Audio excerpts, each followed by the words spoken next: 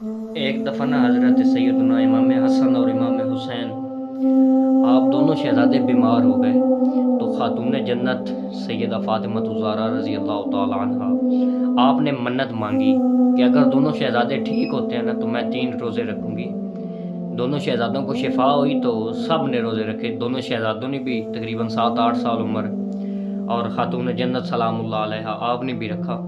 تو جب افطاری کا وقت ہونے لگا نا تو حضرت علی المرتضیٰ شیر خدا کہیں سے جو لائے اور آ کے خاتون جنت کو دیے کہ پیس کے نا روٹیاں بنا دو، کچھ میرے شہزادوں نے روزہ رکھا ہے۔ افطاری کا وقت ہو گیا، جب کھانے لگے نا بالکل عین افطاری کا وقت ہو گیا، دروازے پہ دستک ہوئی، مانگنے والے نے کہا میں بھوکا ہوں۔ تو یہاں پہ نا حضرت علی نے اپنی تیاری کروائی اپنے شہزادوں کو کربلا کی۔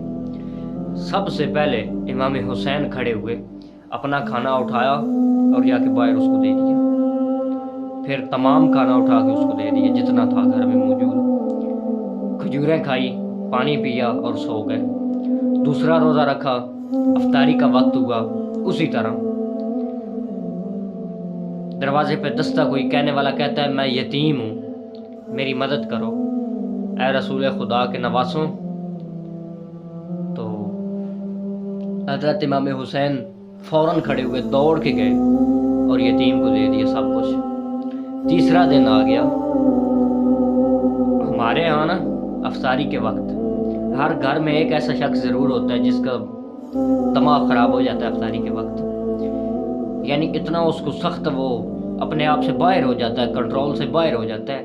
لیکن تیسرا دن 7-8 سال عمر شہزادوں کی، تیسرا دن آیا نا جب، پھر اٹھا کے باہر دے دیا، کہنے والا کہتا ہے میں بھوکا ہوں، یتیم ہوں، مسکین ہوں۔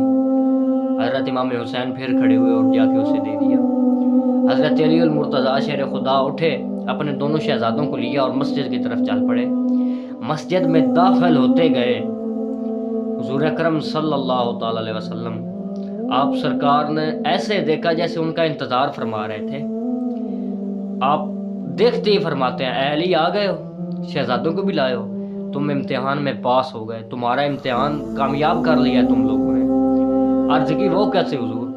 کہا یہ جو مانگنے والا آیا کرتا تھا نا، یہ کوئی اور نہیں جبریل امین تھے، اور یہ آپ کا امتحان لے رہے تھے، اور مبارک ہو آپ لوگ وہ امتحان جیت گئے ہو۔